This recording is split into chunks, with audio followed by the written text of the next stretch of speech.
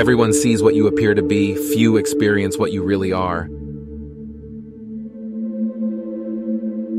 It is much safer to be feared than loved because love is preserved by the link of obligation which, owing to the baseness of men, is broken at every opportunity for their advantage. But fear preserves you by a dread of punishment which never fails.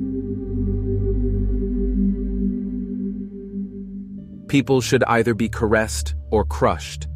If you do them minor damage, they will get their revenge. But if you cripple them, there is nothing they can do. If you need to injure someone, do it in such a way that you do not have to fear their vengeance. All courses of action are risky, so prudence is not in avoiding danger. It's impossible, but calculating risk and acting decisively.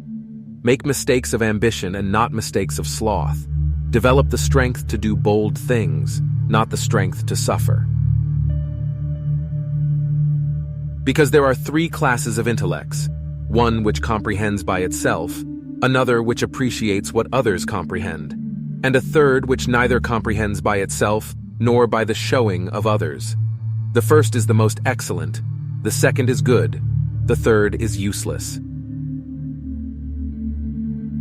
How we live is so different from how we ought to live that he who studies what ought to be done rather than what is done will learn the way to his downfall rather than to his preservation. Men in general judge more by the sense of sight than by the sense of touch, because everyone can see but few can test by feeling. Everyone sees what you seem to be, few know what you really are, and those few do not dare take a stand against the general opinion. Men are so simple of mind and so much dominated by their immediate needs that a deceitful man will always find plenty who are ready to be deceived. A prudent man should always follow in the path trodden by great men and imitate those who are most excellent, so that if he does not attain to their greatness, at any rate he will get some tinge of it. Any man who tries to be good all the time is bound to come to ruin among the great number who are not good. Hence, a prince who wants to keep his authority must learn how not to be good, and use that knowledge, or refrain from using it, as necessity requires. And here comes in the question whether it is better to be loved rather than feared, or feared rather than loved. It might perhaps be answered that we should wish to be both. But since love and fear can hardly exist together if we must choose between them, it is far safer to be feared than loved.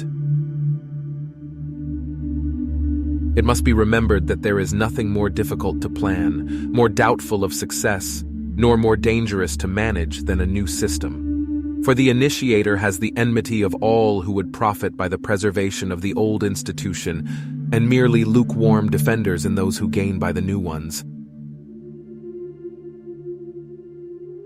When evening comes, I return home and go into my study. On the threshold, I strip off my muddy, sweaty workday clothes and put on the robes of court and palace, and in this graver dress I enter the antique courts of the ancients, and am welcomed by them, and there I taste the food that alone is mine, and for which I was born. And there I make bold to speak to them and ask the motives of their actions, and they, in their humanity, reply to me. And for the space of 4 hours I forget the world, remember no vexation, fear poverty no more, tremble no more at death. I pass indeed into their world. It ought to be remembered that there is nothing more difficult to take in hand, more perilous to conduct, or more uncertain in its success, than to take the lead in the introduction of a new order of things.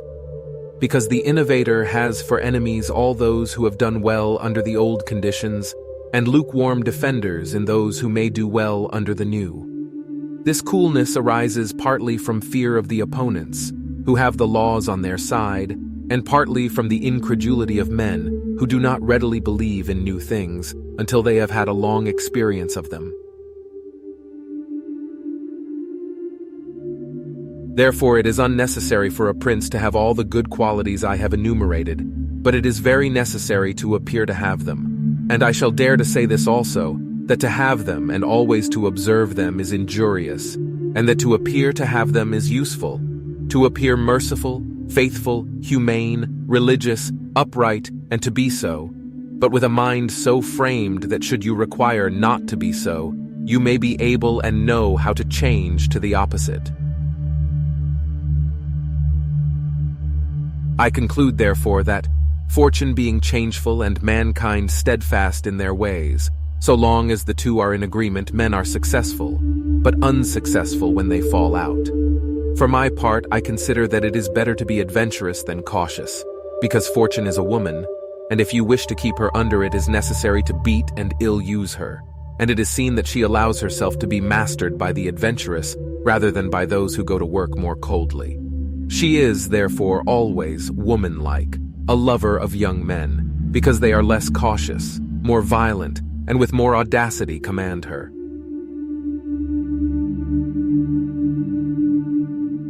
He who becomes a prince through the favor of the people should always keep on good terms with them, which it is easy for him to do, since all they ask is not to be oppressed. Let no one be surprised if, in speaking of entirely new principalities, as I shall do, I adduce the highest examples both of prince and of state, because men, walking almost always in paths beaten by others, and following by imitation their deeds, are yet unable to keep entirely to the ways of others, or attain to the power of those they imitate.